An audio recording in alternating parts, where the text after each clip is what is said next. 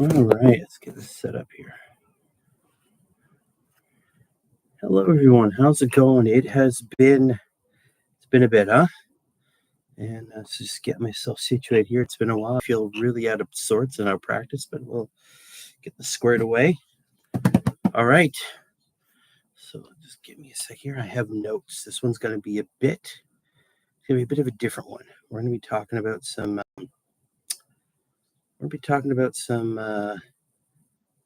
Some heavier stuff tonight. There's a lot to go over. Lots gone on since the last time I did a live. There's some crazy stuff's going on, and none of it all too good, to be frank. But yeah, some cool stuff. We're going to be talking about White Dwarf 500. That's really important. 500. Some other cool stuff. We're talking about the price increase that just happened 5 days ago, and a bunch of other stuff. Some of the other not so good stuff that's gone on. It's a bit heavier. The first thing I wanted to start off with, though, because it's kind of an important subject to me, and I've seen it lots of places recently, and that's mental health. We've all been sort of something that's really, really important. It's in all the media. It's in all, everyone's talking about it. Businesses seem to be taking it a bit more seriously than they have been in the past.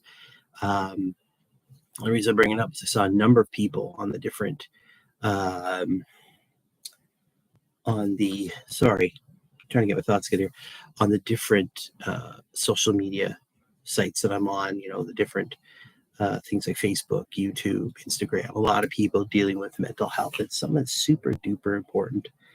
So take care of yourselves. Take care of each other. Reach out to your friends. Reach out to your the people in your groups. If someone's just feeling down, reach out to them, because it's important. I know a lot of people are suffering from burnout. A lot of people. I mean, I'm dealing with it right now. I have not been the best mental health wise for the last little while. So it's something we all have to go through and deal with in our own ways. But it's important that you deal with it. And if anybody wants to chat with me about that, you know where I am on the Instagrams and the Facebooks and the YouTubes and all that. I like saying the because it makes me feel older than I am. Are you on the Facebooks? Are you playing the Nintendo? But yeah. So there's some heavy and lighter stuff I want to go through first. So I think we're going to take a look at the good old White Dwarf 500. It's funny. I can't believe we're at 500 and all the changes gone through. I remember back in 2000 and God, was it 2000? Maybe 2004, 2005, somewhere in there. We got the White Dwarf 300, which is a big deal. 300 issues. Came with a big poster. I have the poster. You've seen it downstairs. I had it in my shorts there. But I remember 300 was a big deal. Now we got 500. We got the rules for Gomberdal, for Age of Sigmar in here. Lots of cool artwork. Like some fantastic army stuff. Some more fluff pieces, which is nice. It's important to have the fluff. It gets people excited. Again, Mr. Box from Vanguard Tactics has his basic training stuff in here. It's really cool. It's interesting. I'm going to try and find it here. There's the battle report, which is always nice. Here it is. I do love this part here, the 500 Dwarf Legacy, right? The White Dwarf. All the stuff, all the way back from the first one in 1977. Can you imagine that? Geez. Back then, it wasn't the same as it was now. It was about you basically Dungeons and Dragons-ish sort of stuff, role-playing games, and just other weird stuff. They got aliens, they had some Star Trek stuff in here right there.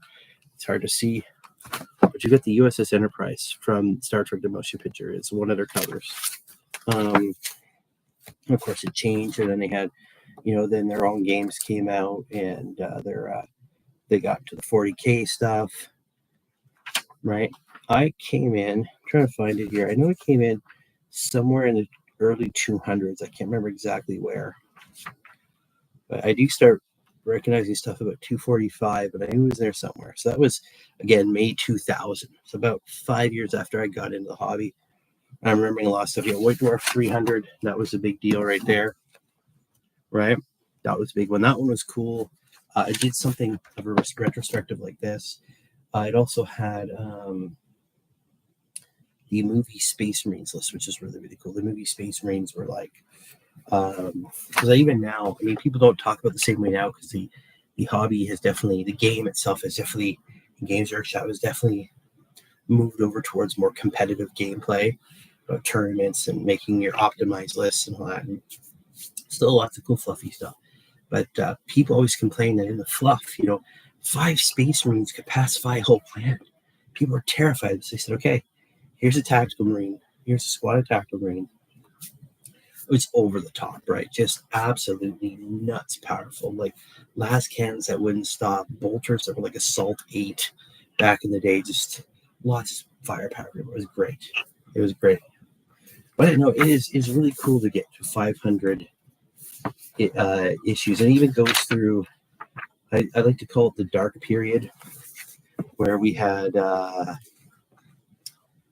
like the White Dwarf Weekly and the Warhammer Visions that came out. They sort of separated the White Dwarf into two things. So White Dwarf Weekly came out on a weekly basis instead of monthly.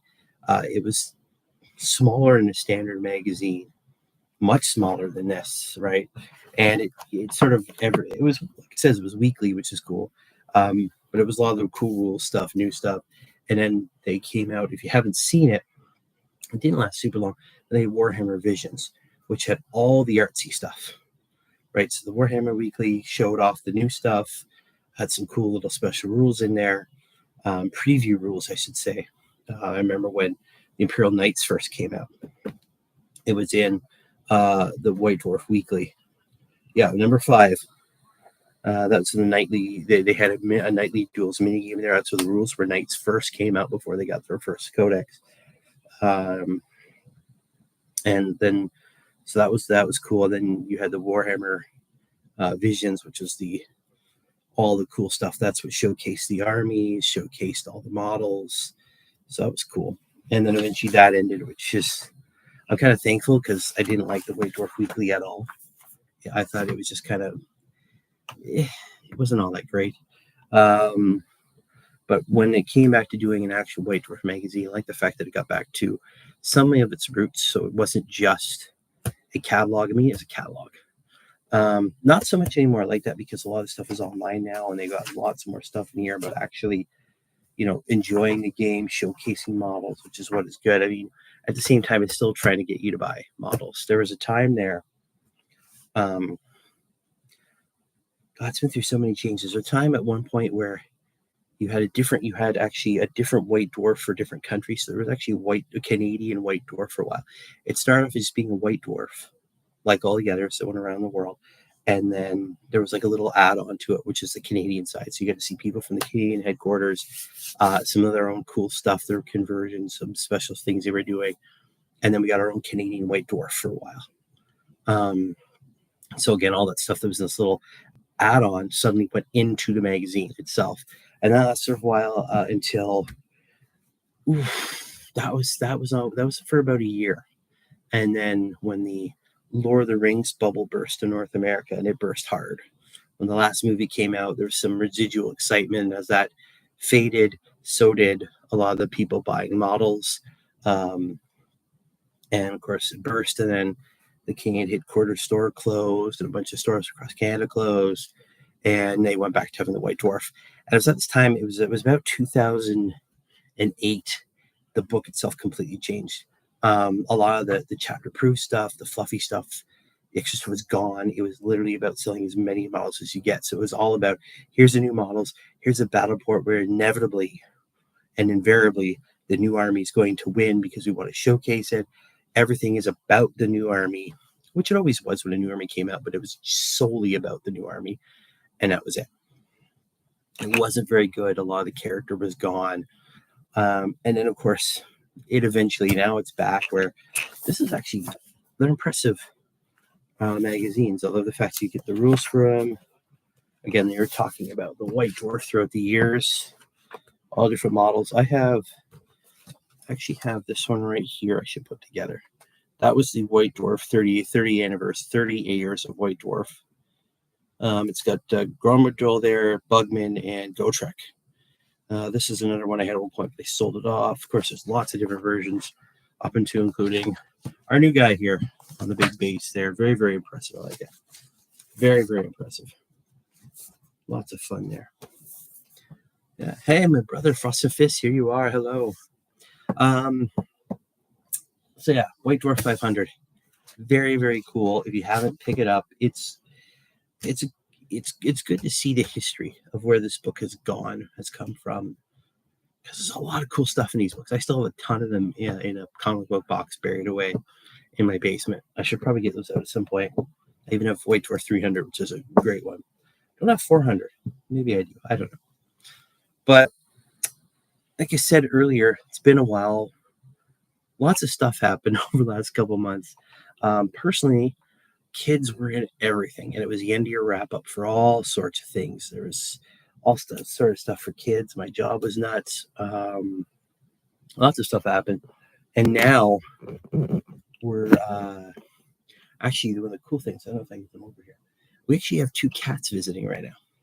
So we haven't had any pets since our dog passed away 4 or 5 years ago now.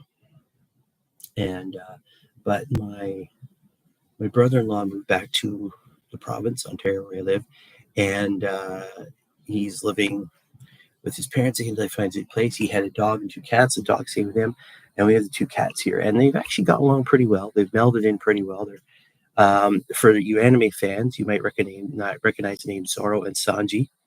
They are 2 of that's their names.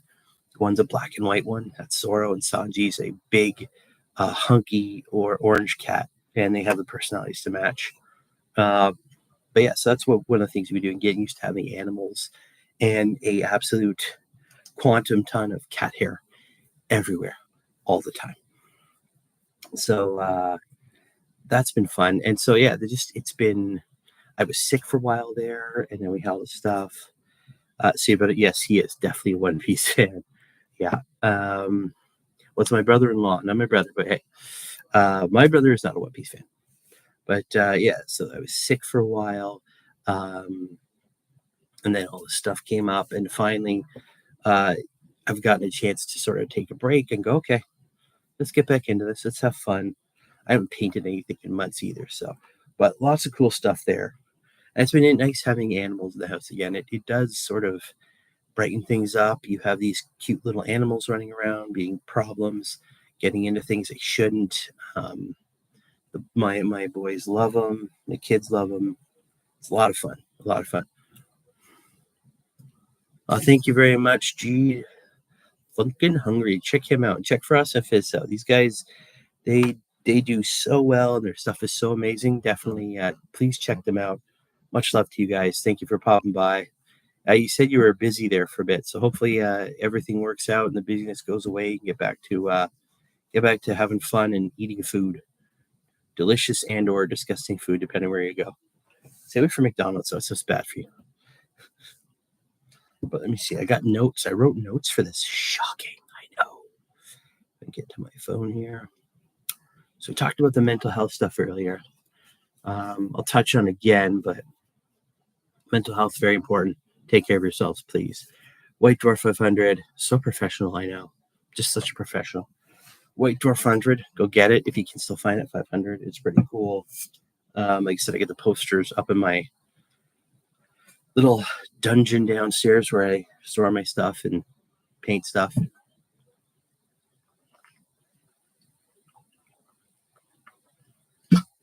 Talking is thirsty work.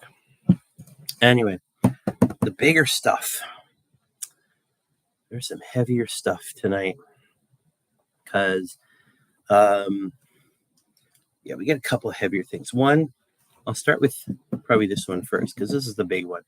This might tick some people off, but honestly, that's okay. So, in my absence, female custodies turned into a big deal, huh? Yeah, lots of craziness with that.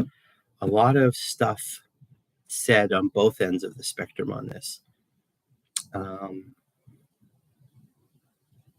There's so much I want to say about it, but you got to be delicate about these things. That's the problem nowadays. You got to be delicate. You can't just say what you want to say anymore. So, yeah, I made a female custodian's blade. Okay. My view on it is I don't care. And that's not an apathy thing. I really don't care. I know I said it before. I know some people are like, oh, okay, whatever, Steve. I've been at this for 26 years now. That's more than half of my life. I've seen it all. I don't care what you say. I don't care what new stuff you think there is. It's cyclical. It repeats, right? And female custodies, or heaven forbid, female space marines one day, I've seen it all. All right. I follow people on Instagram and YouTube who make female models of space marines. They're some of the best painted marines I've ever seen, and they're female, and the world didn't end, and I don't care. I really don't. That's my personal view, and I don't care. If you want to put a female head on your space marine, yes, she is amazing. That's one of the ones I follow. Fantastic Ultramarines. Okay, she does a big Ultramarines army. Fantastic looking. It's a big heresy army. Plus, I think she does 40K as well. I've seen both of them, and it's amazing. I don't care. When it came out, what really made me mad about it was the reaction. So many people getting mad about it, and I get it. And the problem is this sort of reaction. You get people on both ends of this, and it is political now, and that's the big problem. It has become a political issue within our hobby, and that's, I think, what ticked me off the most. Is this is where I come to relax. I read these, I paint the models. Heaven forbid I play a game sometime soon. I hope so, but I do that to relax, to get away from all the other nonsense and noise that happens out in the real world. Well, now it's in my hobby, and that's pissing me off because it's such a massive non-issue, but people have to make it an issue. And then sides are drawn, and these sides become very, very, very, very hard. The lines that they're drawn, it cuts off communication, it cuts off understanding, it cuts off discourse, it cuts off discussion, and it's very much if you aren't with me, you're against me, which is very much what 40K is about. But that's a game. In the real world, you can't act like that. And I understand both sides of it to a degree. There are people who don't like it because they're changing the fluff. And a lot of people like the fluff the way it is. And change is scary. Change, it's difficult sometimes. So someone says, hey, there's female custodians now. And people go, oh, no, they're changing it. They're changing it. No, keep it the same. Of course, as always, let's see, she's a true daughter of Ultramarine. Yeah, she is. She's amazing at it. Love her stuff. Of course, there are going to be people who are bigoted and sexist, and all the other, ists or isms or whatever you can think of. They're always going to be there. That is something that is in every aspect of our lives, in every walk of life, and in every niche. There's always people who are going to be bad. It's unfortunately, that's life. So you have these people who are going to be sexist and bigoted. They don't want women in the game because they think it's a man's thing and no woman should be in, and that's wrong. You have other people who are understandably cautious because people making changes in the hobby, you have to wonder, the change itself may not be bad, but it's the intent. And we've seen things in the comic book industry, the movie industry, the video game industry, where people are changing things simply to drive other people out that they don't like, or they're trying to change things so they like it and they feel good with it, irregardless of how many other people that may affect. And these people making changes are usually in the minority, and they are usually trying to drive other people out. I've seen it everywhere, and they make absolutely asinine articles about stuff. And I get why people are cautious of this change. And then you have the people on the other side who are happy. And from everything I've seen, a lot of people out there fit into the category of not caring or happy. They just don't care. They want to get on with their hobbying, or they they're happy. Oh, hey, cool. That's a step forward. Cool. But then they get on with their lives. Then they get back to building the models, playing the games. It's a cool little blip, and then it's over. That's what I wish it was for a lot of people. Because again, you do have these people, they're coming in to wreck things for other people. They want to change it, not because it's going to make it better for everybody else. It's going to make it better for them and how they feel about the game, whatever. I saw an article, Doctor Who. I'm a huge Doctor Who fan, and I've been loving the new series. Again, people got upset because the actor playing the Doctor is black and gay, and that pissed a lot of people off. Again, because they don't think someone who is black and gay should play the role. It should stay with a white person who's, again, it's a lot of things change, and you either adapt or die. And that change, again, in itself, there's not a problem. Some of the intent behind it is a problem.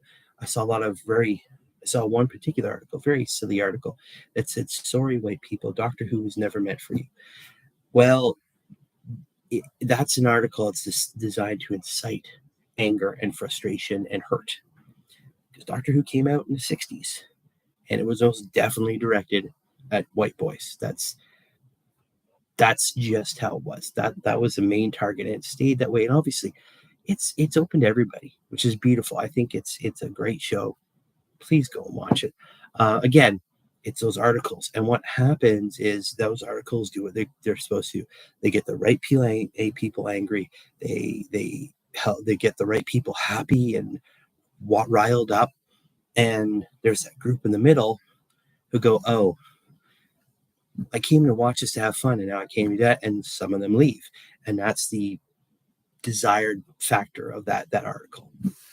And I've seen people on the other side who are very happy, but I'm not on their side either, because a lot of their videos that come out, I've seen a ton of them where they're antagonizing either side. They're like, oh, when the Custodes came, oh, hey, there's a bunch of going, hey, anybody looking to sell your Custodes really cheap? Because I know there's going to be a lot of people upset about that. And it's, again, videos made to put themselves in some sort of moral high ground that their very actions and words are showing they don't have. And it shows me their character, and I don't want to be associated with them. So for me, I don't care. It's one little blurb on one page that uses the pronoun she to describe the Custodes, and that made people lose their crap on both ends. So to them, bugger off, go away, take your mess somewhere else. It doesn't belong here on either end. It doesn't belong here. This is a place where people are supposed to have fun and build models and either fight super competitive games that are all about the meta, or super fluffy games. Just go out there and have fun, whatever way you want to play it. That's what it's about. And if your 1 inch tall plastic model happens to have a female head or a male head or a helmeted head, go for it. I remember when I worked for Games Workshop, people said, how do I paint my army? Any bloody way you want, right? It's just do what you want. At least you could paint your army pink with purple polka dots if you want. If you want to put female heads on, go for it. Looking forward to seeing new Doctor Who Elf during Peter Capaldi's run, just because they took off Netflix. Yeah. Capaldi, I like Capaldi. He was a good doctor. And then what's her name? The actress that came after, she was good too. I didn't like Peter Capaldi's great. I didn't like the writing. Chibnall was the writer after Capaldi left. I didn't like his writing. Russell T Davies is now back, and he's doing the new seasons here with Ncuti Gatwa is his name, and I just watched the penultimate episode called The Legend of Ruby Sunday. The season's only like, I think 8 episodes, 8 or 9. I think it's 8 episodes, including the Christmas special that happened on Christmas. But it's been amazing, and it's coming up to a really nice, well-written series. I'm liking it a lot. Again, give it a try. People gave it a problem because there was transgender characters in it. There's a gay doctor the doctor himself is now gay. Again, doesn't matter. It's been hinted at before multiple times over the years. There's been gay characters. Just enjoy it, right? no shade to anyone likes him. No, he was a good doctor. That's the thing. The Doctor, I've watched the Doctor Who since the 80s. So I've watched as many Doctor Who episodes as I can.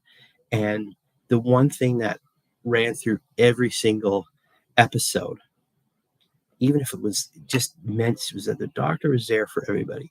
The Doctor was a hero. The people he met were heroes, and it didn't matter who they were protecting or what they felt. He still wanted to protect them. There was an episode called Dot and Bubble. Which was a amazing episode about a society completely driven by AI, Facebook type stuff. Right? They literally had this floating dot in the air, metal, that could a bubble of just video screens around it. Told them where to walk. It told them what to do. All this stuff. At the end, yeah, it's exactly when you had to put your nose. Won't change the game. Yeah. Yeah, that's exactly right. And that goes to even my view on the game. I don't care what is or isn't dangling, if you have dangly bits or not, or who you choose to love or not love. That's completely your business. I didn't get in this to judge people and that stuff. I came in to play games and have fun. That's what I want to do with it. I don't give a crap about the rest of it. It's your life. You live it the way you want to.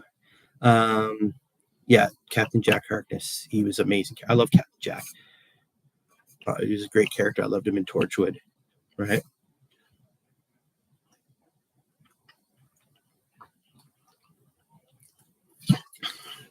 Torchwood was a great offshoot.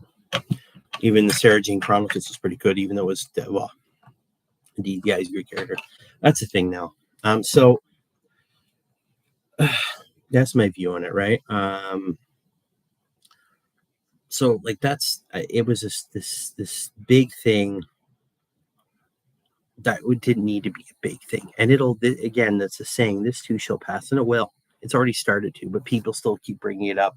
I mean, the fact that it got traction in mass media was a big thing. Of course, it did, because of what we were of what it was all about, right? The fact that it was all of a sudden a gender bending. Games Workshop handled well. I've struggled with that one. The fact they said, "Oh, it's always been like that," could have probably been handled better. I'd probably say it was just a new thing. Might have smoothed things over a bit, but I mean, that's the thing. And that was another thing that always got me. People said, "No, it's canon. It's canon. You can't change canon," on one side, and the other side going, "Well, canon isn't really. Nothing's really canon. It changes all the time. Oh, but these are canon. The girls are canon. Oh, you can't make them." And I mean, I can't tell you the number of times since 1995, since second edition, that the canon has changed for everybody.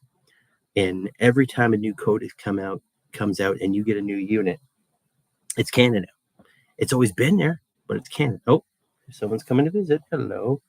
This, as I mentioned, this is my little friend Sanji. Yes, it is. Hello. Yes, hello. You're a superstar now. Hello. Say hello. This is Sanji. He's my buddy. There you go, buddy. Down you go. And he's one of the ones spreading all the cat hair. It's literally everywhere. Like, we've groomed him like 3 times a day, and there's still more hair. The kid's just a hair producing monster. Every time there's a new codex, you get a new unit. Oh, they've always been there, right? If you look at the Space Marine codex, from second to third, there were new additions. And fourth edition, you got new characters, you got new units, you got and then fifth, more new units. And then you look at what happened with the Necrons. They went from being basically the undead of space to far more complex undead of space, but they got more personality, more units. You look at what happened to the Dark Eldar. They went from being basically just space pirate versions of Eldar to having a complex social system with new units, new characters, with intrigue and all this new stuff. And right before then, the canon was, well, they're basically just space pirates.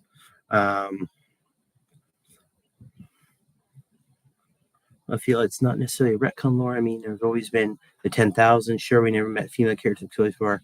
Yeah, again, it's basically just adding on to things. I mean, I can't count the number of times that lore. I mean, God, the Horus Heresy book series that just wrapped up, right, with the death in the end and all that, rewrote the history of the Horus Heresy, expanded it, twisted it, shook it up, put it in a blender, cooked it in the oven at 400 degrees, and then put it out there, and things got twisted, right? To handle them in the lore, we never had exactly right. That's the thing.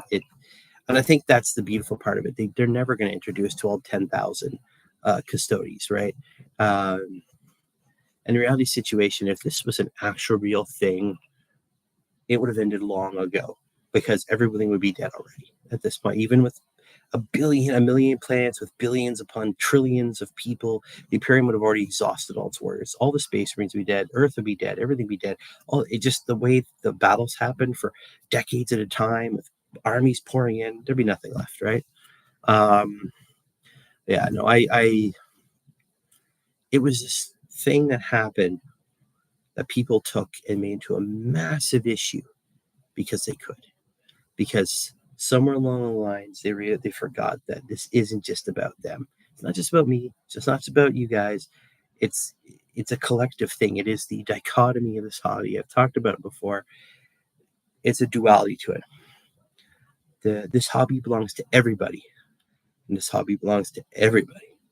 So it belongs to everybody at an individual level. I interpret 40K different than you guys. You interpret it differently from other people. Now, there's some similarities and all that, but each one of us interprets a bit differently. And then this hobby belongs to us as a community. And then when parts of that start breaking off, going, no, you can't do this, or you can't do this, and there's hardliners. If you accept female custodies, you're a sucker, you're a wimp, you're a sheeple. If you don't like female custodies, you're sexist, you're this, you're that, and these hard lines are made. And that's when people start banging their egos against each other. Not cool at all. And it's happened before, it'll happen again, and it sucks when it does, because there's a whole chunk of us in the middle that just want to have fun. And there's this constant noise flowing at us, people yelling and screaming. So it's not fun. And to me, next thing I want to talk about here, and this was the big one. To me, it's the bigger issue because it's the one that's going to actually permanently stop people from coming into the game. And that was a big price increase. Happened on the 10th. What can I say about the price increase? They happen.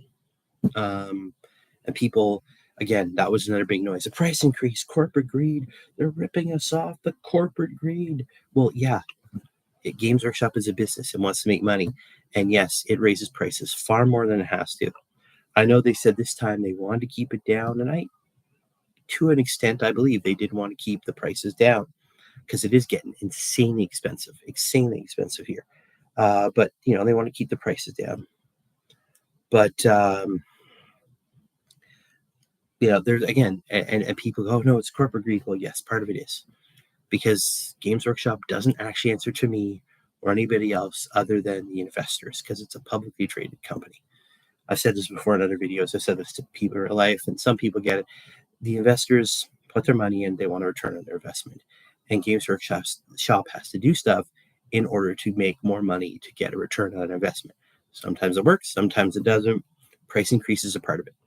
But there's also a whole umbrella of stuff outside of Games Workshop's control that causes them to raise the prices. The price of paying staff all across the world, all their bills, all their utilities, the rents on their buildings, the insurances they have to pay, the cost of getting the materials to make their boxes, to make their sprues, to make their books, to print these things off, right? Because there's people who have to get paid to do that. The transport costs, right? Transport costs are going through the roof for lots of places. Do you think, when I order my Games Workshop, it comes here, it's a UPS truck. UPS charges Games Workshop to do that. Do you think, and they have a cost, they have to pay their drivers more, they have to pay more for fuel, they have to pay for the upkeep of their vehicles, the insurance on those vehicles, their own bills. And so do you think they're going to absorb that cost? No, they pass it to Games Workshop. Do you think Games Workshop's going to absorb that cost? No, they pass it on to us. But it's a big deal now, and there's a reason.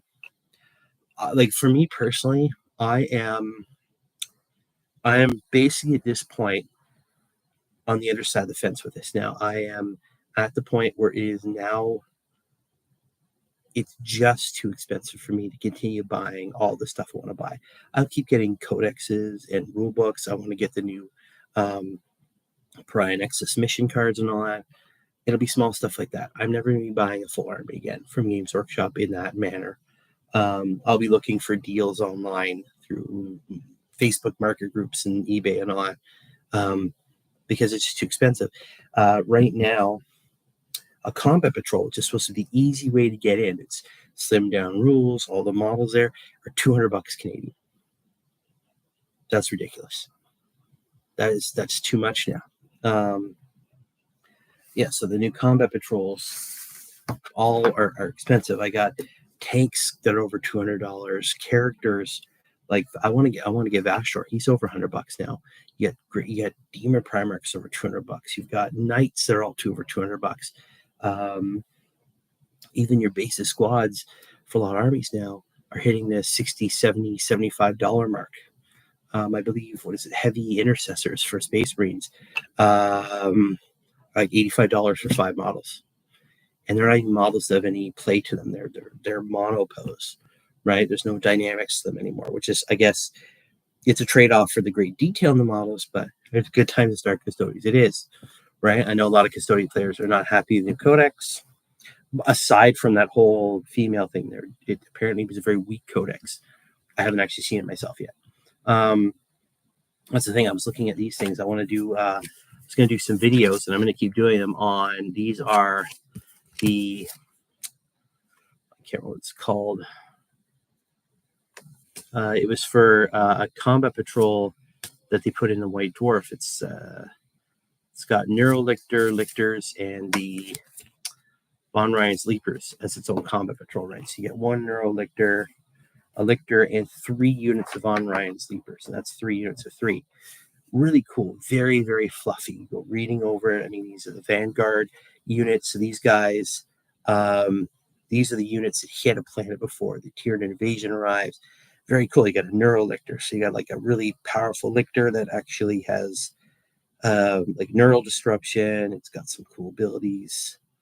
It's got stealth, lone operative, right? It makes it hard to hit. You got your Von Ryan Leapers, are just really slashy close combat guys. You got your Lictor, which is like a bloody character killer, right? And a cool abilities. Where is it? Where did it go? Yeah. Enhancements. Yeah. This term here is. Oh yeah, there's secondary objectives. Left to last, and it's super, super fluffy, right? While the enemy warlord is not destroyed, you score 4 VP each time you destroy an enemy unit. So it invokes that scene from all those things like Aliens, where you have that commander and he's just watching one by one as his men are ripped to shreds, and he's the last one left. It's that abject terror. Very, very cool. Really, really, I like him. And there's another one, I have to find them. That was a Rogue Trader army. So the Rogue Trader, all their special characters, their men at arms and Imperial Breachers and all that cool stuff. Very, very cool. Very, very fluffy. Lots of cool thing. But to get them all, because it's one that you have to build yourself. It's not actually in a box. You're looking at over $300. That's a lot of money for a part of an army, right? These guys themselves, the 3 units you have to buy, the Von Ryan Leapers, the Lictor, because character, and the Neuro Lictor. That's a lot of money to put out for part of an army. If you took that on its own in a bigger game, it's not gonna do very well, right? It's really not. So again, that to me is a bigger deal, the price increase. And I can only imagine other places like Australia or Japan, a place like that, where the prices are even higher, that it's probably that would worry me more, the fact that they are starting to price people out of the hobby. That to me is a bigger deal than whether Custodes has dangly bits or not. That's the big one to me. Yes, I mean it's, and I remember back in the day working in Games Workshop, we were looking at prices. You get $50 or $45 for a tactical squad. And we're like, that's a lot of money. You look at $75 for a land raider. Now it's 125. Um, hell, child. Yes, they will. They will always have buyers. There will always be buyers. The the problem is, yes, while they'll always have buyers, they won't always have a lot of buyers. Eventually, they will get to a point where they'll see their customer base shrinking because just people will stop playing. And if it gets too expensive, there's a new hurdle for new players to get in, right? When a parent, because these kids are they want the kids to start younger, so there's time, right? When a parent comes in and goes, "Oh, mommy, I want the Space Marines Combat Patrol," a parent flips around and they see they're getting 12 models and goes, $200. And then the person goes, "Oh yeah, and you're gonna need to get you're gonna need to get the Codex, which is another God, I don't even know what the Codex is now. It was like $70, probably 70, $75 now. Oh, and you're gonna need the rule book, and you're gonna need to pay." And next thing you know, they put down $500, right? I missed three riders or two there. Yeah, that was back in the day, man. They don't do that anymore. But you're putting down a whole ton of money, right? And that's a massive hurdle, especially nowadays with the price of all the really important real life stuff. It's uh, it's it's uh, it's a massive hurdle. So yes, there's always going to be buyers. There always will be, but then that base is going to start shrinking. And then, of course, then they have to worry about other companies going, "Oh, Games Workshop's really priced up. If we can try and keep things down low, we can start taking more of the market share," right? And welcome, Helmshot. Sorry, I was in the middle of a thought there. Welcome. Good to have you. So, to me, the bigger issue right now is price increase. 110% more than whether your Custodes has dangly bits or not, or is female or not, because that's not really that important, as I've said, and I don't care about that crap.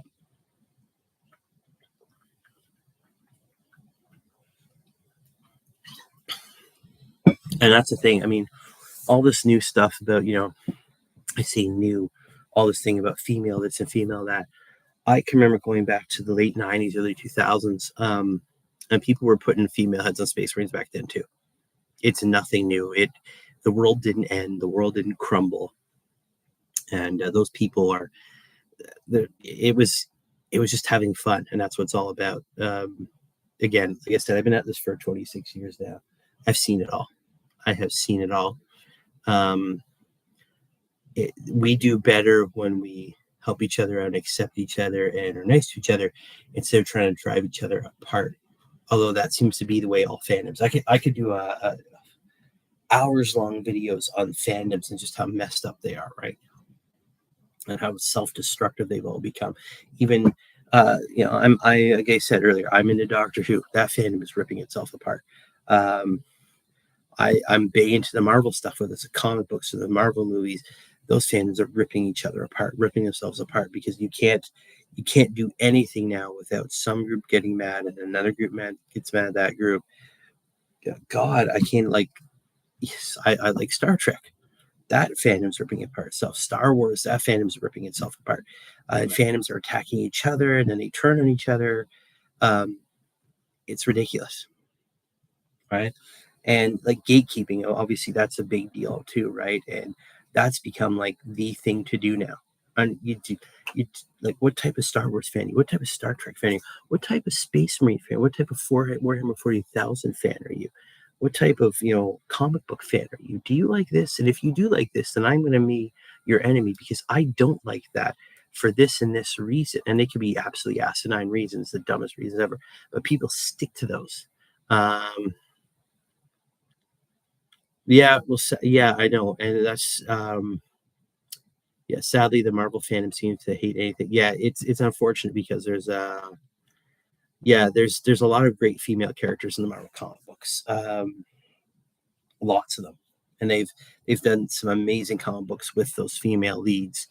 Unfortunately, Marvel has done a bad job of it as well, because they bring in people who have no idea what's going in the comic books, and a lot of these people do have agendas. We've seen it multiple times now, where it's like, I'm going to tell, and they lose track when you're, and again, it's all these directors and producers, they lose sight of what they're doing, because they have some amazing female lead characters in the comic books. You look at like Jean Grey, Storm, you look at Mrs. Fantastic, yeah, Captain Marvel. There's been a ton of them. I'm trying to think of more in the binary. I know that's Captain Marvel, it's just a different name. But there's been a ton of Jubilee from the X-Men. There's been lots of Avengers characters. There's been a ton of great, strong female leads in the comic books, whether it's DC or Marvel. And instead of trying to sell those characters on just how great they are, it ends up usually being, I'm a woman, I'm super powerful, I'm better than everybody else, and here's a movie telling me why I'm better, instead of actually telling a story. And that's what I've seen with the Marvel movies. I'm a huge Marvel fan. When Captain Marvel came out, I saw no problem with it. It was great. It gave her a great story, a mystery to figure out, her own issues to overcome, and even the Miss Marvel series was great. I loved that. I thought it was a great series. She-Hulk was a mess. And I think that's where they start losing the point. You are not trying to tell your story.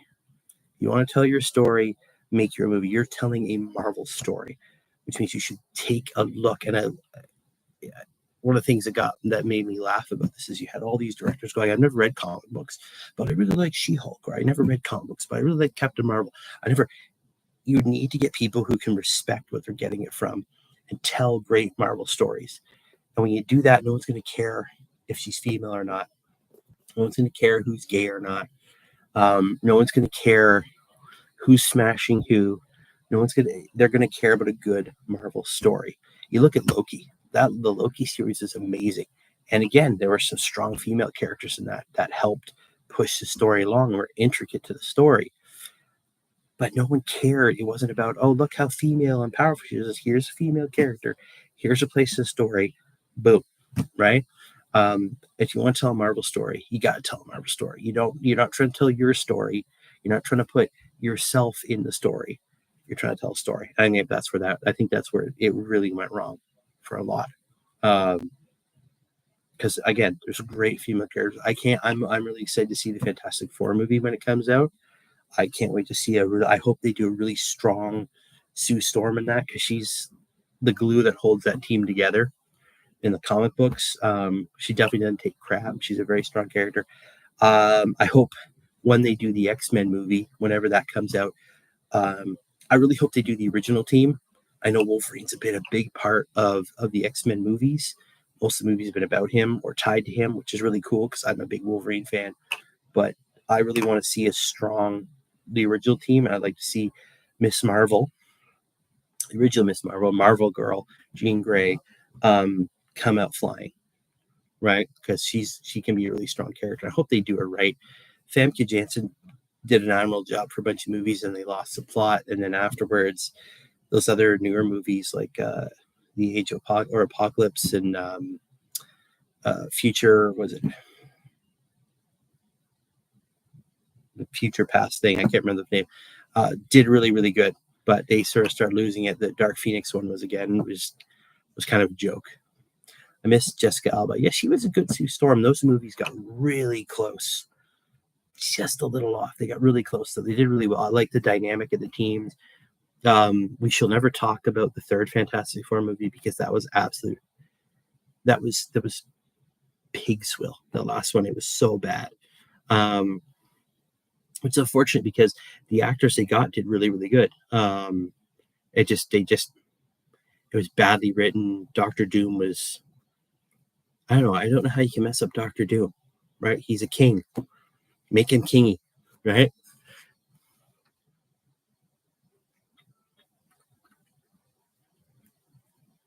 Like the Silver Surfer in the second one was amazing. Yeah, Days of Future Past. I did like Days of Future Past. Well, it did stray from the source material a bit, but it actually kind of stuck to it as well because in Days of Future Past they do send. I mean, they send someone else back, not Wolverine, but uh, it was about trying to stop the Sentinels from wiping everybody out, and that's kind of what they did. Obviously was changed for the character he had. Yeah, what third movie does? Yeah, it doesn't exist. That was a horrible movie. But hopefully, Marvel can correct. I mean, I looked at ones like I'm a huge Marvel fan, so I go on forever on this. But She-Hulk was horrible. It had some really bright spots, but for the most part, like her twerking was just horrible. The ending was funny and spot on. Um, yeah, wasn't a sequel. No, it wasn't. The third. Well, I say third Fantastic movie. It was another attempt. It was just really bad. Um, God, what else? And Eternals. Eternals could have been the key movie of the whole Marvel franchise. Could have been the it could have been the movie that brought everything, all the stuff that Sony had, the X-Men stuff, the MCU. The Eternals could have been the linchpin to bring it all together. But they blew it magnificently. They did such a horrible job with the Eternals. Again, it wasn't the actors or what type of characters they were presenting. It was the fact that they took what could have been the ultimate story and it turned them into basically other versions of Vision, because they're all basically, if you haven't seen Eternals, massive spoiler here, they're all like robots that are designed to get a plant to a certain point where there's enough energy in a plant to feed the birth of a new celestial. The celestial wakes up, the plant goes poof. They've done it over and over and over and over and over again, right?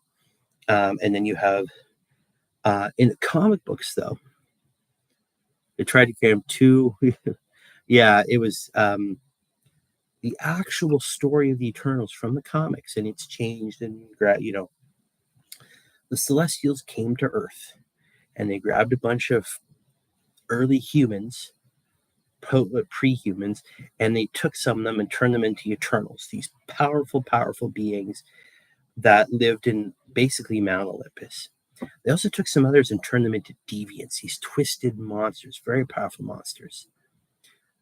They also left some sparkly goodness in the gene pool of the planet. So you've got these super powerful guys on one end, you got these monsters on the other end, but they left all this extra stuff in the gene pool. And it was this extra stuff that allowed a scrawny, chronically ill boy to become a super soldier. It's what allowed a horribly angry scientist to become a raging green rage monster. It's what allowed a nerdy teen in New York to be bitten by a radioactive spider instead of dying, able to climb walls. It's what allowed the children of the atom to exist, right? It would have been this amazing if they'd stuck to that. It could have been an amazing movie. What we got was just a bunch of robots going, dang it, I'm upset that I did all that, and now I have to fight back against this massive god thing, and hopefully it doesn't blow up in my face. So Eternals was to me it was one of those movies. It was like you could remove Eternals right now, and no, it wouldn't change just the rest of the story at all. It was just it wasn't that. And now they have problems with Blade, and they're not going to do the dark or they're not going to do the night guy again. They're like, it's, yeah, I don't know. Eternals could have been amazing. It turned out to not be amazing at all. I'm hoping that the new Venom movie is good. I'm hoping that Deadpool and Wolverine can sort of right the ship a bit. Same with Venom. I mean, movies like Morbius. Why would you make a movie about Morbius? He's never been a primary character. He's had his own comic book for a while, but he's never been a lead. I mean, even on teams, the Midnight, what is it? God, why can't I remember these now? The Midnight Suns, a team of basically occult heroes that get together.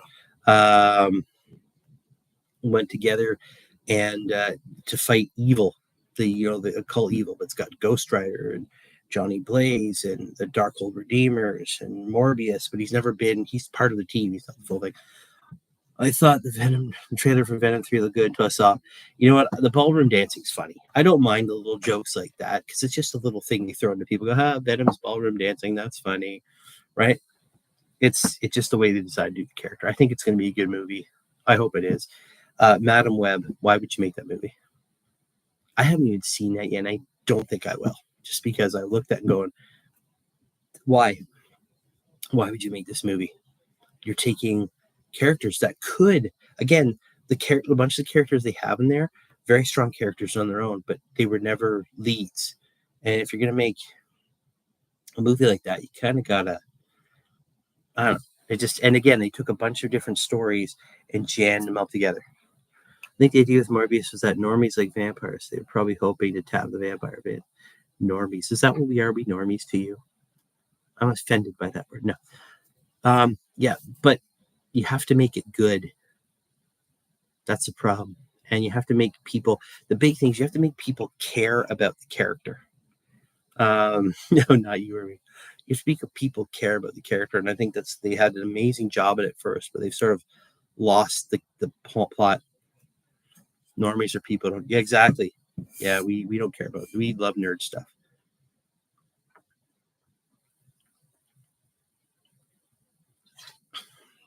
I mean, I've been reading comic books since I was like 6 or 7, and all the big stories. I love it.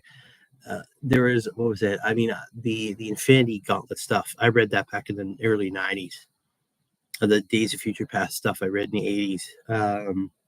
The Apocalypse stuff I read whenever they show up, when Apocalypse shows up. Wolverine and his origin stories and all that. I read those back in the 90s and early 2000s. It's all the stories. The Morbius stuff I read, the Carnage stuff. I remember the Maximum Carnage series that ran through all the Spider-Man books and all that stuff back in the early 90s. So I remember walking out of Infinity War, and which was an amazing movie, and there was a bunch of younger girls who had gone see the movie, and they were on the verge of tears. They were on the verge of tears because Spider-Man had died. Right? Like, oh my God, I can't believe they killed off Spider-Man. I was going to leave it. I was like, you know what? Should I just walk away? I know how this is going to end. Because he did the same thing in the Infinity. And now, obviously, Spider-Man wasn't a part of the original Infinity Gauntlet stuff. He was there. But when the final fight with Thanos, the big Thanos, it was Thor, Wolverine, Captain America, right? It was, and he got them all too. But I went to him like, guys, there's another movie. Do you think they're really gonna leave Spider-Man dead? Like, it's comic book, guys. Spider-Man's a hero. They're gonna have their moment when they all come back and they beat Thanos and it calmed them down. I'm like, right, it's gonna be okay, right? Which is nice because you don't like see people, but these are people who really cared, and that's what you got to get to.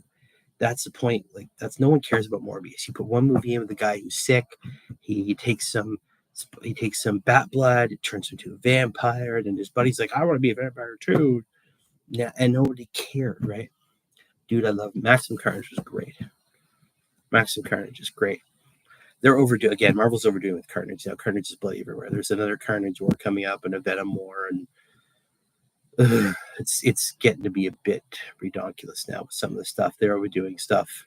Clones here, Venom's here, Carnage is here.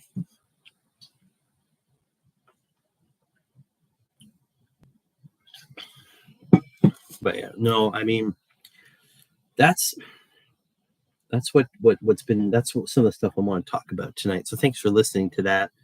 If you guys have anything you want to ask me about, or you guys anything to talk about, any questions or whatever, you need to clarify something, let me know. Now these guys here, I'm going to be doing a video about these because I do like these. I want to cover these new combat patrols because they're pretty cool. I like them. Fluffy as hell. I think I'm hoping now with the new changes that we're seeing or going to see with the Pariah Nexus starters, or not starter set, the new missions. Hopefully, and this is our other kitty cat. This is Zorro. Say hello, Zorro. Yes, he's my Zorro. Hello, Zorro. He's one of our other guests right now. We're actually cat sitting for my brother-in-law. This is Zorro, and we have his brother, who's the orange cat named Sanji. Yes, my brother-in-law is a One Piece fan. So this is Zorro. He is the black and white. He's a bit more uptight cat. He don't like certain things to do his thing. And Sanji is the orange fellow who is far more relaxed, likes to hang out with people more and more. So here's, you say bye-bye, Zorro. Bye-bye. There you go, buddy. There you go. Good job. Cat hair everywhere, though. Not used to that. Vacuuming all the time. It's clogging up the vacuum. Yeah, the symbiotes becomes part of the Phoenix Force, which is too much. It is. There's symbiote gods and all the cool stuff. And you want to talk vampires? That's what Marvel's doing right now. The Blood Hunt. All these characters fighting vampires. So all the heroes are either being turned to vampires or fighting vampires, and everybody's getting into it, as is the mighty Marvel tradition now of if you make a series, you can't just have it pop through books anymore. You have to sell more books. So you have like Wolverine Blood Hunt 1 through 4, and you're going to have X-Men Blood Hunt and Avengers Blood Hunt, and the Blood Hunt series itself. I miss the days where if you had if you had an industry spanning or a company spanning thing, they would actually pop up in the actual comic books instead of in extra comic books. It's a bunch of extra stuff, and sometimes the tie-ins aren't very good. Sometimes they're great. They just Marvel just finished up the Krakoan Age of the X-Men. Well, back it was 2019. The X-Men got their own island.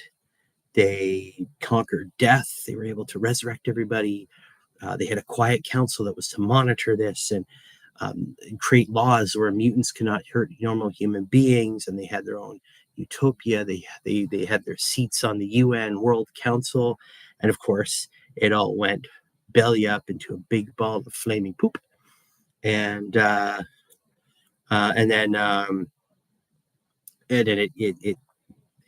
it went absolutely nuts. And now they're back to. And of course, they changed the titles a bit to fit this age. Everybody's names are blocky. But now that age is over, and now the X-Men are sort of back to status quo of trying to protect a world that hates them and fears them. But the titles are going back to that really cool, uncanny X-Men, and Wolverine's back to having his title, and I think they're going to finally get us back to having less of a massive story in their own things now. The times why I stopped collecting them to understand the story, you had to collect 5 different series and spend. Yeah, exactly. And comic books are like $5-6 a book now. Again, pricing, right?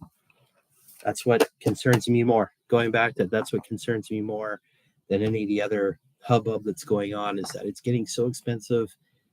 You can actually price people out of your niche, and then you start getting less people coming into, and suddenly your fan base starts shrinking. Now, I think Games Workshop has gotten to the point with all the other IP stuff they've got out there that they don't have to worry about as much. I mean, with Space Marine 2 coming out, they've had Bolt Gun, and now they have an add-on to that. All the other IP shenanigans, all the stuff you can get on your phone. Yeah.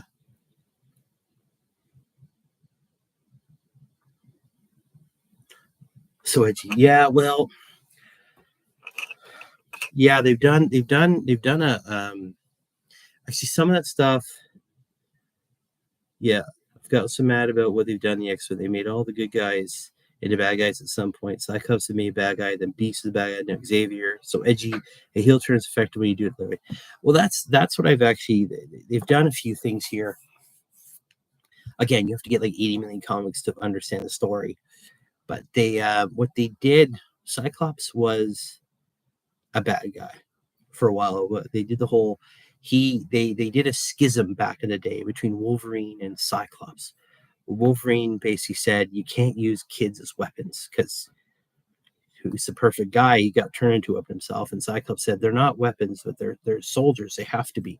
And there was a schism, and eventually that led to our good friend Cyclops eventually getting part of the Phoenix Force, and he and the Phoenix Five, as they were called, other mutants, decide to try and effectively control the whole planet. That didn't sit right with pretty much everybody else. And of course, in the end, um, he was put in jail. That was several years ago. The X-Men got back together. They went to the Krakoan Island, and then Xavier, and it got very convoluted because you found out that one of Xavier's former flings, one Moira McTaggart, who's always been a background character in the X-Men comic books, you find out she's actually a mutant, and her mutant ability is to live multiple lives. So they're basically going through her lives one by one, trying to get things right. And then every time they got to a certain point in the future, realized that mutants either failed, they became obsolete, they were destroyed, they destroyed themselves, someone else destroyed them. And this weighed heavily on Xavier. So that's why he decided to form this Krakoa thing, the Quiet Council, to finally make mutants, to take them where they need to be. And basically, at some point, say pretty much Magneto was right. Mutants are superior, and they should have a place in the world where they are superior. And that's what this whole Krakoan age was. And basically, they actually found a way to cheat death. The X-Men have died multiple times, only be brought back. It was crazy, right? They cheated death. They found a way to beat death entirely. Of course, it never works out. One of the first things they had to deal with was Sabretooth. That's actually how they ended the recent Wolverine run, with the Sabretooth War, where basically Sabretooth killed people. He was arrested, and he was basically punished by going into isolation within the island of Krakoa. Krakoa is a giant mutant island. It's a living island. But of course, being Sabretooth, he didn't just sit in isolation. He actually affected the island with his special brand of psychopathy. Eventually, being able to turn the island against the X-Men, he was able to escape. Massive, huge battle. And eventually, Wolverine finally killed him. It's doable. But stuff like that and making questionable choices. And then you have characters like Beast, which I loved, the Black Beast from the Age of Apocalypse. It was Henry McCoy at his most twisted, and this new Beast became that. He did whatever he needed to do to protect Krakoa, to the point of him cloning Wolverines that were not all there mentally. They were broken down. Eventually, some of them escaped. Wolverine had to deal with those. They finally killed that Beast, and now we have a newer Beast, and the nice twist that is, Beast knew what he was doing is wrong, because he created a clone of himself. He was able to use this resurrection stuff to create a clone of himself that was pure, that had some of his memories, but none of this twisted ambition. And they X-Men finally woke that up. And well, they're not even clones; they are them. It's not. I mean, it is a cloning process, but it is the same person with all the memories. Of course, in all this twistedness, Xavier's dream became twisted. He made moral decisions, and now he is, no spoilers, but spoilers, he is dead again. And you're gonna have a whole bunch of different X-Men teams, just all this stuff, basically dealing with the fallout of everything that went on. We're gonna have the Uncanny X-Men, the X-Men, and I believe it's Extraordinary X-Men. And each one's doing their own thing. The Uncanny X-Men are following the classic heroes trying to defend a world that hates and fears them. The X-Men are going to be a comic book that's going to be exploring the mutant philosophy. And each one's, I think, the Uncanny X-Men, I believe, is Rogue, Wolverine, Nightcrawler, a few others I can't remember. The X-Men has Cyclops, Illyana, Rasputin. There's a few others, Juggernaut and Magneto. Then there's the other one that has Shadowcat, and I'm trying to remember here now, Emma Frost, the White Queen, and I guess that's going to be sort of like the Gen X team, the trainees. And then, of course, Wolverine has a series, which he always should. I believe Storm's getting one, Dazzler's getting one, Phoenix is getting one. She's gone back off to space to do whatever as the Phoenix. She's connected to the Phoenix Force again. It's crazy. It's on top of all the other stuff that Marvel does. So, and hopefully they can get some good writers on these things. But yeah, Beast is a clone of his former self. Yeah, it was like a more innocent, back to his youth Beast, which is cool. So hopefully, Beast is on that X-Men team with Cyclops as well. So hopefully they can keep him in line this time. He won't go absolutely nuts. So, and there's an X. Yeah, they're also bringing back X-Force, which is going to be led by Forge. And I think he has Deadpool on that team, a few others, and they're bringing back X Factor, which is always a cool series because that's again going to be Cyclops' brother. Havoc is going to be leading that team, and it's going to be a government-sponsored team again, like the comic books used to be back in the 80s and 90s when they first came out. They were a government-sponsored team of mutants. Yeah, Havoc was always cool. I liked Havoc. He's always been. Hopefully, they can give him a good story this time. I hope so. Yeah, the movies never made sense because they never brought the brothers together like they should have, which is always interesting. Yeah, Havoc's going to be. I think the X Factor comic. Hopefully, it's good. I'm hoping it can. I hope it can get back to some familiar territory without retelling the old same story. That's why. Was it comic books like Alpha Flight? We never read Alpha Flight. Those were good comic books when they first came out because they were basically Canada's X-Men / Avenger team. It was made up of heroes and mutants and shamans, and there was you had Sasquatch is basically just another gamma monster, but he was in control of it. You had a couple of mutants on the team. You had a husband and wife team on there who built super suits, but of course the main story of that was always government bad. Whenever through the first bunch of years it was out, it was always something to do with the Canadian government being bad. There's the shady side of it. Obviously, the Canadian government was Department H. It created the Weapon X program, it created Wolverine, and the Weapon Plus program, and all that. But every time a new series has come out, because that series ended, and then they had a new series, and it ran for a year or 2 years. But it was always the same thing: government bad. It always retreaded the same things. Captain Canada. That would be Gladiator. Or no, not Gladiator. Now I have to look it up. I can't remember his name.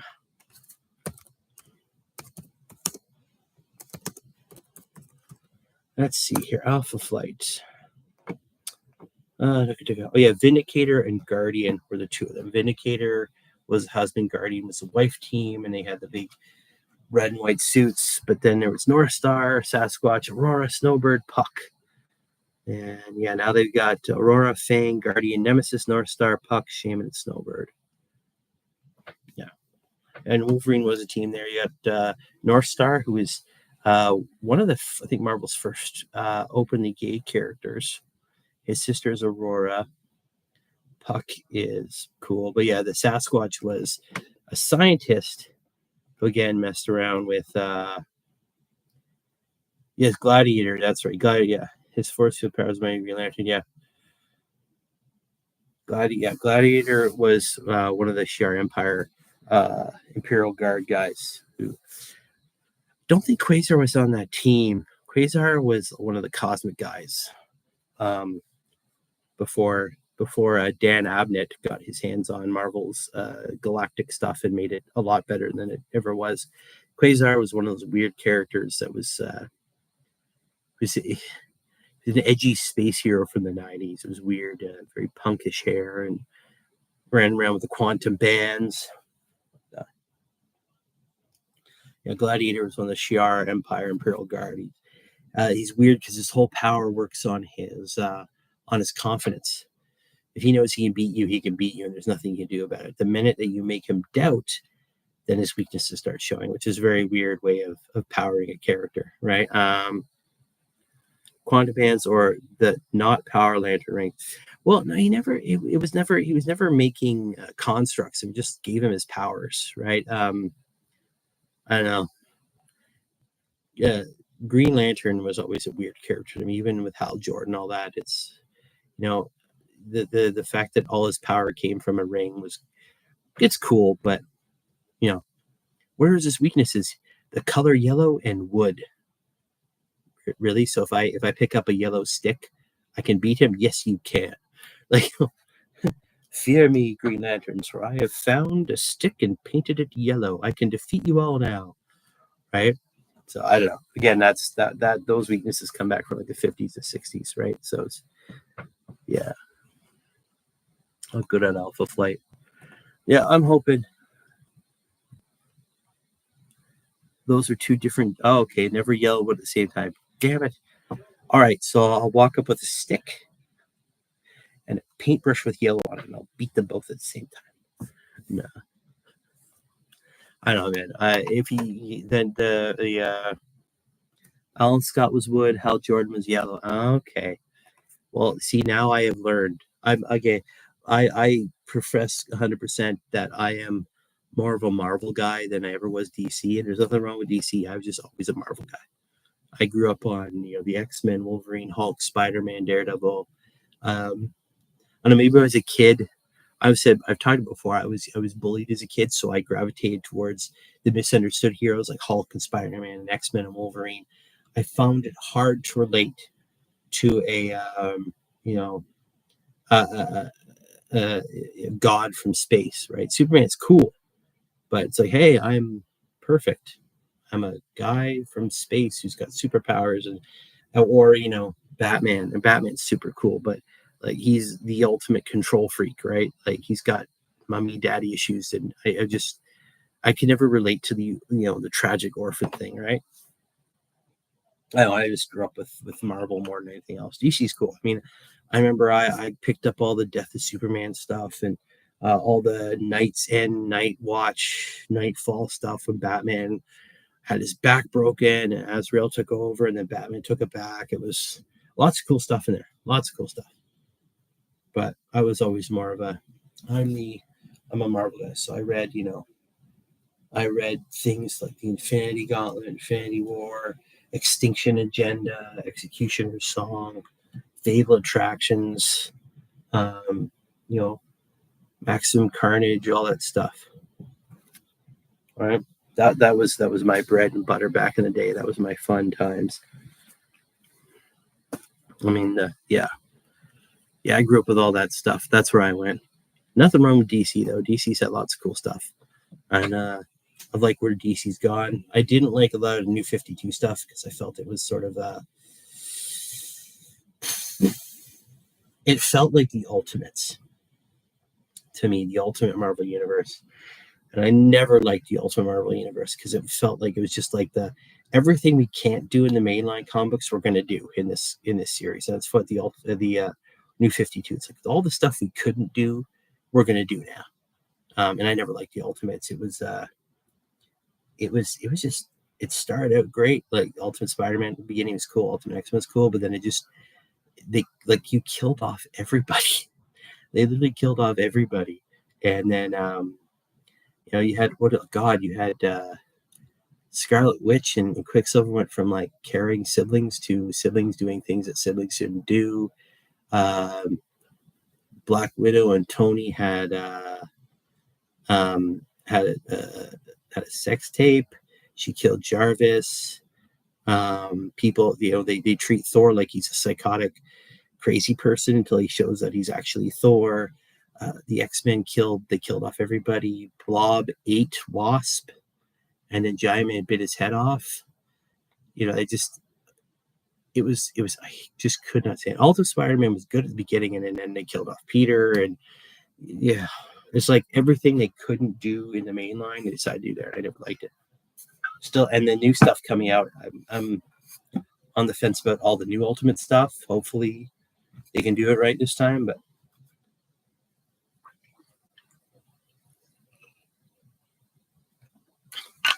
I guess that's the benefits of having a multiverse, right? You can get away with stuff like that. Ultimate Spider-Man. I liked the newer Spider-Man games. I thought they were fantastic. I think they caught the essence of Spider-Man really, really well with those games and the choices you have to make and the good old Parker luck of I still need to finish the game someday. Yeah. No, I think those are good games. I'm hoping that they can make some other good ones. Hopefully, I'm hoping. And yeah, man, go finish the game if you can. I love finishing those games. Actually, one of the things I've been doing recently, I went back and just finished a bunch of games I'd never finished before because I felt like I needed to. I finished up Final Fantasy 15 finally. Um, I plowed through Bolt Gun when I got that. That was a fantastic game. If you haven't got Bolt Gun, get Bolt Gun because it's like 90s fun. Take Doom and 40K and slap it together, and you got yourself Bolt Gun. It was amazing. And actually, right now, I'm spending a lot of time playing Fallout 76. I remember when I first got it before they had everything, it was a very sort of bland game because you had no one to talk to. There was no, right? But now it's a lot more fun. The community is amazing. I've had lots of help. People just come up and they'll shoot the ground in front of you, and then they'll drop a bunch of amazing gear that you can use. And there's actually also, they put in, which I really like. Of course, this happened several years ago. I just started playing again. They actually have like donation boxes. So at every major sort of train yard or sort of home base you can go to rest and repair your gear at, there's a donation box. So if you're like, oh man, I don't run a melee character, but I got this really awesome legendary weapon, I'm going to throw it in here. So someone else can come along and go, oh man, this awesome legendary weapon. They can pick it up and go. Or you drop a bunch of food, or if you have extra meds, you can throw it in there, right? So it's a lot of fun. So I've been playing the heck out of that. It's cool. I mean, it's a great, I love the Fallout series and all that. Hoping I'm at some point. Oh, I also started Final Fantasy 7. Was it Rebirth or whatever? The first part. So I'm going to play through that too. Although I'm a little hesitant because I know it's new graphics and the story is different, but it's treading on some of my great memories of playing the original Final Fantasy 7 before there was all this craziness. And I think Final Fantasy 7 graphically, it's absolutely I think it was a remake, not Rebirth. Rebirth is a new one. Obviously graphically, the story, the new stuff blows the old stuff with water, but I still have very insanely fond memories of the original Final Fantasy 7, so I'm a little hesitant to play that. I gotta get myself a PlayStation 5 at some point, and then get Final Fantasy 16 because I want to play that. I want to get Space Marine 2 when that comes out, so that's stuff on the horizon. But yeah, I don't know. Is there anything else you guys want to talk about? 16 is so good. It's what I've heard about. I kind of said all I need to say. Is there anything you guys want to talk about? Anything you guys want to say? Any questions and all that? I mean, my next step is to make some stuff about some of these combat patrols because I think they're pretty cool. Give my pros and cons about them. I gotta get back to painting. I haven't painted anything. I gotta get back to painting stuff. I have a whole bunch of stuff just sitting there waiting to paint, and I should probably get it going. I got some Hellblasters I have to get painted. I got characters I got to get painted up. I'm thinking I'm tempted to sort of dive back into my Black Templars and rebase what I have from the old Crusader squad. Although know those will disappear as soon as a new codex comes out, whenever that is. I have a bunch of Vindicators that are painted up black right now as for my Black Templars, and I'm thinking about repainting even slight parts of it blue just to get it done quick and get them in with my Ultramarines. Because Vindicators are pretty good tanks right now. I know I do have to make, I'm just going to look here. I know I have to make, I do want to make another purchase. Actually, for my birthday, my wife got me, where is it? My wife got me White Dwarf 500, and she got me $100 gift certificate. So I'm thinking what I'm going to have to do is probably get, I'll probably want to get, where did it go? Yeah, I'm going to have to get out the chapter approved Pariah Nexus mission stuff, because that's definitely going to be big. And yeah, I might avoid getting any more models right now. Like, get stuff painted up because I still have a bunch of characters to paint up. I've still got tons of models. Yeah. No, it's a good chance. Hey, no, thanks for listening to chat. I wanted to get some stuff of chess. Ooh, Inquisitor Kyria Draxus. Yes, she was a cool new addition on it. Hit me up if you want anything printer. I might be files you want. Hey, I will definitely if there's something I want to get and don't want to break the bank to get it. I think I'm going to end it there, guys. Thank you very much for listening and for tuning in. I'm going to get back to this hopefully on a weekly basis along with the other stuff. But as always, guys, keep rolling those dice. Thank you for listening, and I will talk to you later. Bye.